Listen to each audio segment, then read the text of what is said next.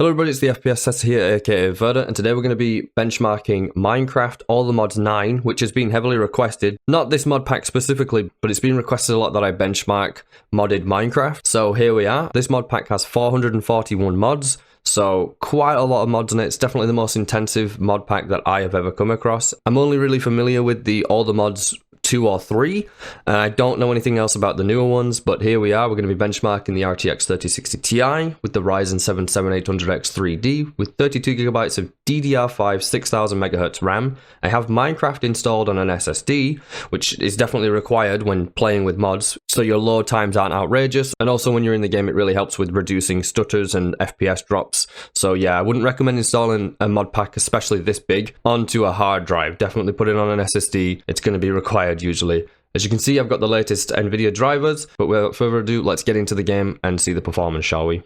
I almost forgot to say, by the way, as we're loading in, Minecraft, I've given it 12 gigs of RAM. I did initially give it 16 gigs, but the game was telling me that that's too much, and the maximum that this mod pack you should use with it is 14 gigs, and it said for my system to use 12 gigs, so I've just gone ahead and given it 12 gigs of RAM. Alrighty, so to start with here, I'm going to get into the game and quickly show the options before we begin playing. So let's go to the video settings. So we're going to start with, if I just do that real quick, we're going to start with 1080p. If you're wondering how I did that, I press Shift and P to get to the normal menu, which allows me to change the resolution. And then we'll go back to the video settings. We're playing at 32 render distance, or 32 chunks to start with, at least 16 chunks on the max shadows and simulation distance. Please don't skip this. It's very important to your performance. We need to go through these settings together, okay?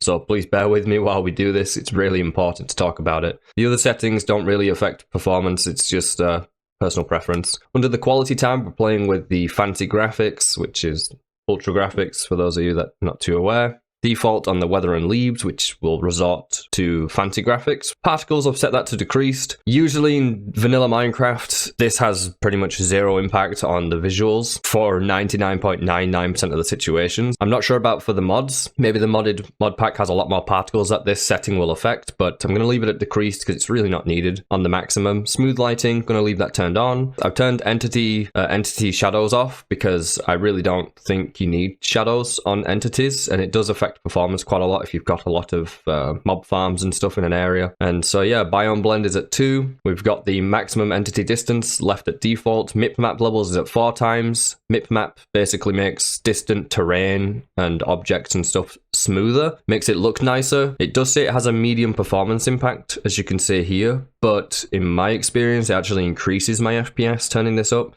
And it just looks a hell of a lot better anyways, so just turn that up to maximum for sure. Under Quality++, I've got fog turned off, personal preference. I don't like fog, so it's turned off. Cloud height, default I think is 192 or 194. I've had to increase this because this mod pack seems to generate terrain that's actually higher than the clouds. This doesn't affect performance. Under the performance tab, leaving all this as default. This will basically just give us more performance, so just leave it all on. This is the whole reason of having sodium. I think this is sodium that we've got here. It looks like sodium. So yeah, leave all these as is. They just increase performance. Under the advanced settings, don't touch this if you're not familiar with it. It's usually fine at default, so we'll leave this at default.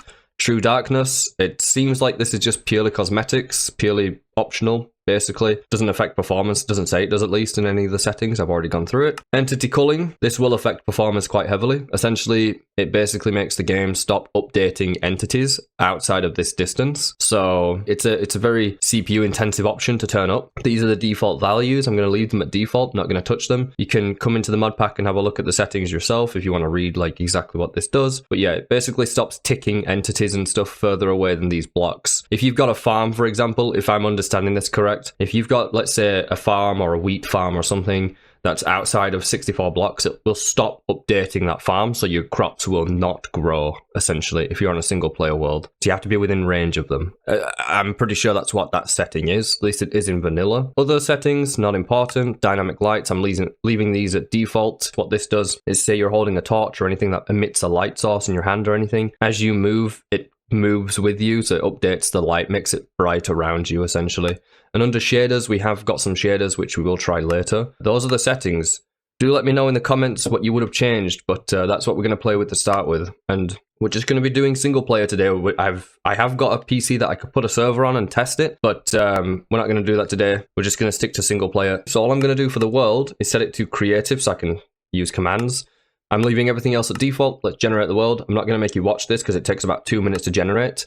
Alright, and the game is pretty much finished generating here, as you can see, and I know there's already going to be some of you that are not too happy with the fact that I've just generated a new world. I'm not playing on a pre-existing world, but let me just quickly say that I spent an hour and a half before this recording looking on YouTube and other various places to try and find somebody's Minecraft world with this mod pack that I could play, that's already built and pre-existing with a bunch of factories or a bunch of farms. I really don't know what's in this mod pack, but basically I tried to find somebody's world where they've been playing it a while, so that we could see the performance that you would get if you had a world that had a lot of time spent in it already with a lot of things built on it. I couldn't find any, and the ones that I did find, they were locked behind... I found 2 that I could use, but one of them was locked behind a Patreon subscription to get their world download, and the other one was locked behind a Discord server paid subscription to get their world download, so didn't really want to do that.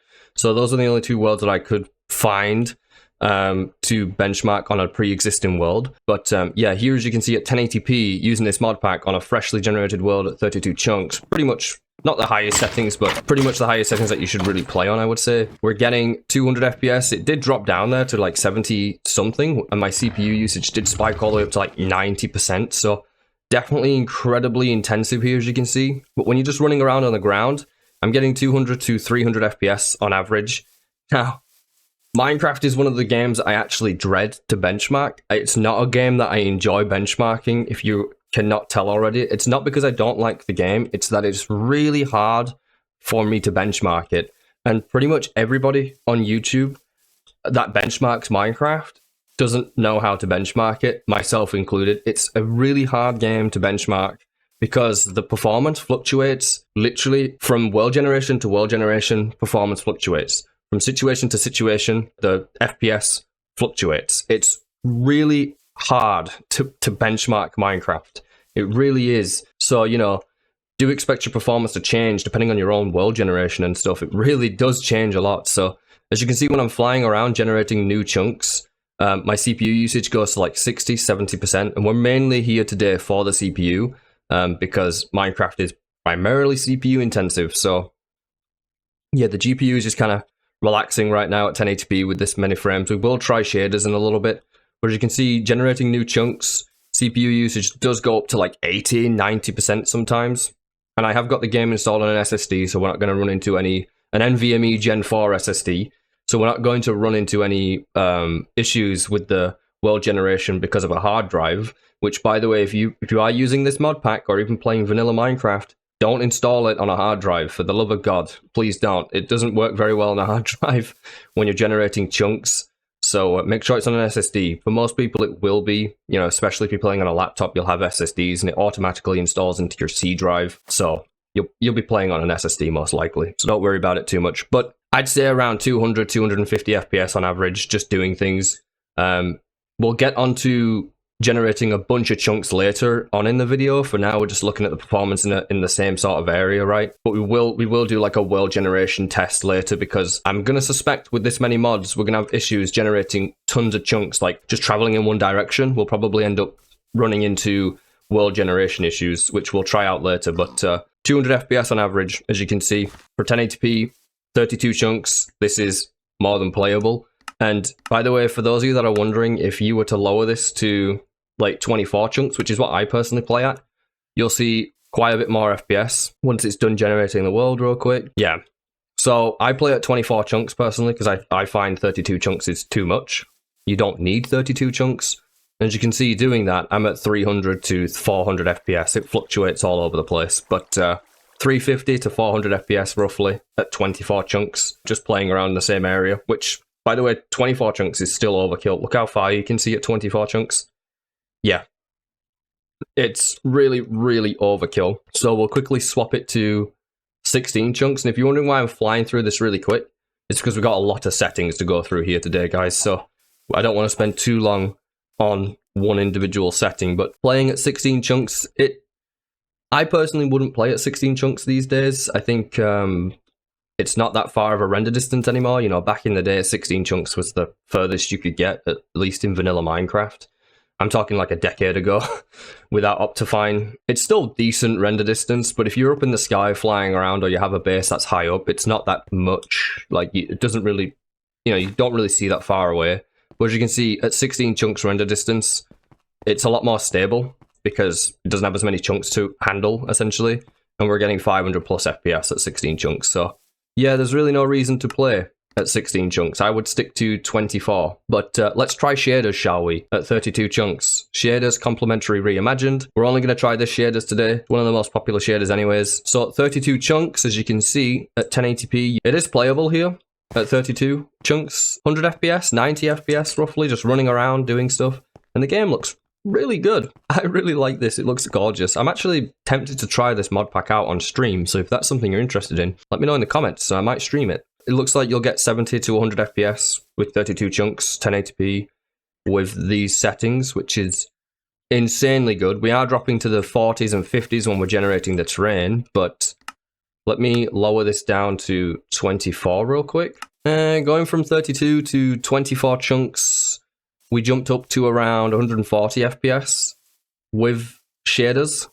And these shaders are quite demanding, in all honesty. Yeah, about 120, 140 FPS with these shaders at 24 chunks.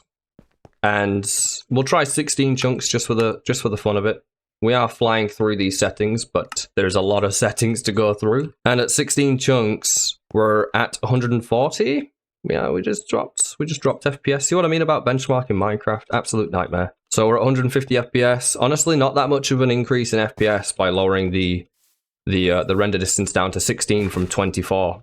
And also, I don't think it's worth using shaders at 16 chunks. If you're going to use shaders, at least use 20 chunks or 24 chunks, because, yeah, I'd rather have the extra render distance and not use shaders than use shaders and sacrifice render distance, in my opinion. And as you can see, these shaders do apply some sort of fog effect, which you probably can turn off in the settings of the shaders, which does hide a lot of the back terrain, which I personally don't like, or a lot of the further chunks, which I don't like. So I would go ahead and go into the shader settings and turn that off. But as you can see here, at 24 chunks, it's pretty playable. We're at 80 FPS. See, the FPS just fluctuates so much. It's crazy. So we're back down to 100 FPS here, which is what we were getting at 32 chunks. So, oh, now we're back up to 150.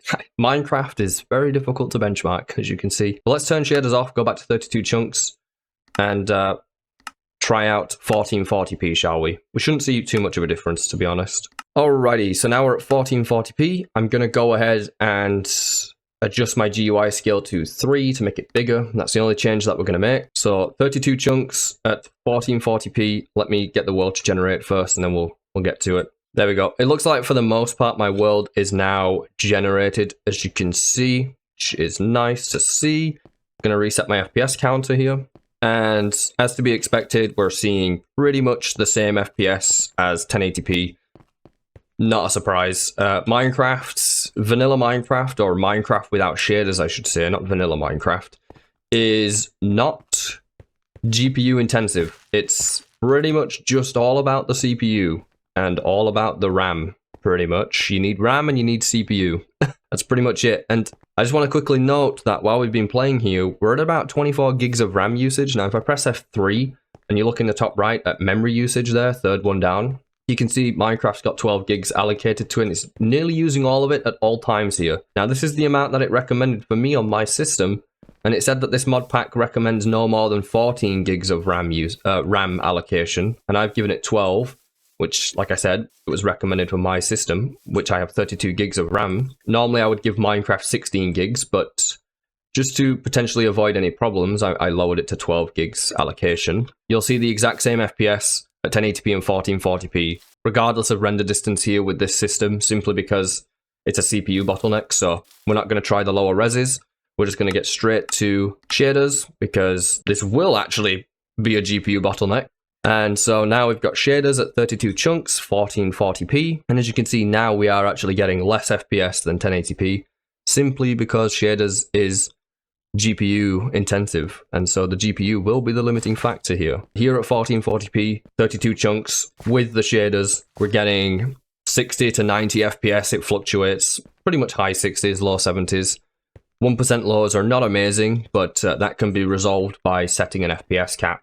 And that will fix a lot of your stutters and stuff that you're going to see. I'd say the high 60s to 80 FPS here with shaders, 1440p, 32 chunks. Let's try out 24 chunks, shall we? But yeah, here at 1440p with shaders, you can expect to see at 24 chunks render distance It looks like we're in the high 80s over here, but it's more intensive over here for some reason than it is over here. Like I said, Minecraft is like really hard to benchmark for this reason. FPS fluctuates heavily depending on where you are and what's going on. You can see like over here we get 100 to 110, but over there we get 80 to 90 FPS. So it really does depend on the biome and like what's going on as to how intensive it will be. And remember, if you are playing on your own world and you've been playing for hours and hours and hours, you got tons of factories and tons of things built, it's going to be more performance intensive. So do bear that in mind. So that's going to do for 1440p. I'm not going to benchmark 16 chunks at 1440p with shaders, simply because it's not worth using shaders at 16 chunks, in my opinion, especially if you're going to be playing at 1440p. You might as well just increase your render distance and turn shaders off at that point, in my opinion. So let's try out 4K, shall we, at 32 chunks. So now we're going to benchmark 4K resolution. We've got the same settings. I'm just going to go back and increase my GUI scale so that my GUI is a little bit large. Man, the game looks crystal clear at 4K. It looks really good. There we go. I wouldn't recommend playing at 32 chunks. It's not needed. Let's reset our FPS. And as you can see, we're actually GPU bound here at 4K sometimes, and it does drop down in usage. So it fluctuates between GPU bound and CPU bound. So if we're running around and generating new chunks, we will see the GPU usage drop, because we're at a CPU bottleneck at that point, since the CPU is having to generate new chunks. But if we're in the same location, or a location where we've already generated the chunks, we'll see a GPU bottleneck, usually. And I'm running over this way, so I'm getting chunks to generate over there that we can't see. That's why the GPU usage dropped then. But yeah, as you can see, if you're in the same area, you're going to get around similar FPS as 1440p and 1080p. We're at anywhere from 200 to 300 FPS if we're sticking in the same area at 4K resolution. Let's try 24 chunks without shaders first, actually, and then we'll see if we're still CPU bottlenecked or GPU bound. Yep, the world's generated. We're at 24 chunks. You can see the world's still got quite a far world generation at 24 chunks, which is really nice. And it looks like if I stand still, we're still CPU bound. Yep, we're actually still CPU bound a little bit. We're at 300 to 380 FPS roughly there, just standing still, which is not realistic, obviously, but running around, you can see the GPU usage constantly drops down as the CPU is generating new chunks in the area. But yeah, 24 chunks, 300 to 380 FPS if you're in the same area, which you're never going to be. So yeah, it's not too realistic. Let's throw on some shaders at 32 chunks, shall we? Let's turn on complementary reimagined. I'm not expecting very good FPS at 32 chunks here, to be honest, at 4K. Alright, it looks like for the most part the world is generated now at 32 chunks in the area, and as you can see at 4K resolution, 32 chunks, we are severely GPU bound. No one is surprised. I'm not surprised. We're at 30 FPS, which I wouldn't say is playable for Minecraft anymore, especially there's no reason to play like this. The game does look gorgeous, but yeah, 30-something FPS here in the same area will pretty much always be GPU bound, I would imagine, at 4K with shaders like this, at 32 chunks. Yeah, it's not really that playable. Let's try out 24 chunks, shall we? It might be playable at 24 chunks, but I doubt it. I heavily doubt it.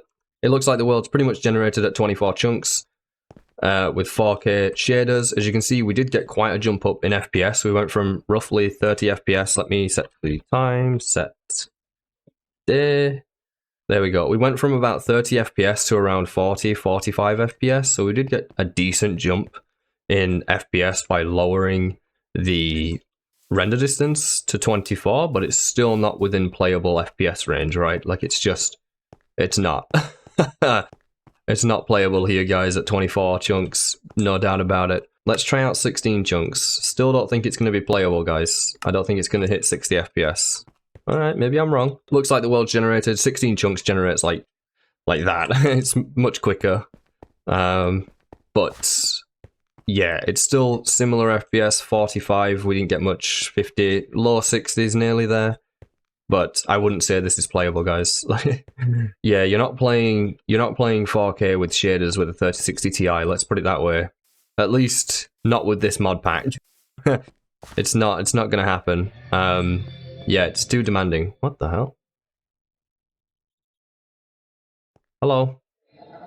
Maybe I can tame you and use you for something? I don't know, I'm probably gonna play for this mod pack at some point, to be honest. It looks pretty cool. Especially now that I've got a PC that can actually play it, right? Like, that can actually play a lot of Minecraft mods. But yeah, you're not playing 4K with the 3060 Ti here, with shaders at least. So yeah, let's get to the final benchmark, shall we? We're at 1440p with 32 chunks render distance, and for the final test, we're going to do a world generation test. And I mentioned at the very start when I got into Minecraft that we'll do this test at the end, because when I'm doing this test, it does break my Minecraft and I have to restart it, and this mod pack takes a while to load. So I didn't want to do this at the start. That's why I'm doing this world generation test at the end. So we've got a firework and an elytra. We're just going to fly. Let me reset my FPS counter. And we're just going to basically see how broken the world generation is here. You can fly faster than this in Minecraft for sure. Also, there's probably things in this mod pack that allow you to fly faster than this. But as you can see here at 32 chunks, the world generation is starting to slow down. Starting to slow down here. Yep, we're almost at the world border. And don't pay attention to the FPS, this is not important at all for generating the world. Your FPS is clearly going to fluctuate because there's no chunks. There's no chunks here. As you can see, the world gen is really broken, guys. And I've not found a way to fix this. Now, my RAM usage is almost maxing out, pretty much maxing out, but I was using 16 gigs in this game while I was testing on my own without recording. I gave the game 16 gigs of RAM. Now, still seeing the same world generation issues. So it was actually worse with 16 gigs, believe it or not. Even though I was giving it more RAM, my world generation was worse. So it looks like here at 12 gigs, my world generation is a lot better, like it's a lot smoother here. But it's still slow, right? And I've not been to these chunks yet. These are freshly generating chunks. I've not been to them. The game is struggling to keep up with the world gen. Yep, we're pretty much no more world there, as you can see. And yeah, so playing at 32 chunks makes this a hell of a lot worse in my experience. So do not play at 32 chunks render if you're going to travel, for sure. Now, I'm not going to lower it to 24. We're just going to go straight down to 16 chunks for this next world generation test. We'll see if it's any better. I probably should have started with 16 chunks, because it does seem to break your world when you start to break the world generation. But 16 chunks basically makes it so that it doesn't have to generate as many blocks or as many chunks, like, to the sides, if that makes sense. Because it's just less render distance, right? So, but you can see it's still not the quickest world gen. We're still catching up to it, even at 16 chunks. It's definitely getting quicker. It seems it, at least. And we are in an ocean, which generally generates a bit easier, in my experience. Like, it's a bit better at generating oceans, so hopefully we come across... Yep, see? We hit a wall. And it is pretty much maxing out on the RAM there that I've allocated to it. You can see our RAM usage on my system in total is at 23 gigs, which is actually way lower than when I allocated 16 gigs. When I allocated 16 gigs to the game, and I was doing this world generation test, before I was recording the benchmark video, when I was doing my own testing, it was actually using 30 gigs of my system RAM. So it was almost using all of it, essentially.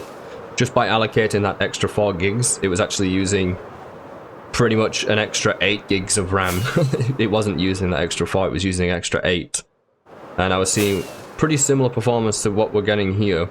But it doesn't look like giving it more RAM fixes it, essentially. It looks like you're always going to have slow world generation. I know it's to do with your CPU, how fast the world generates, but it seems like even if you've got a very good gaming CPU, at least in this mod pack, it's still slow at generating the world. Like, this is still really slow. It's not an enjoyable experience, right? It's not fun.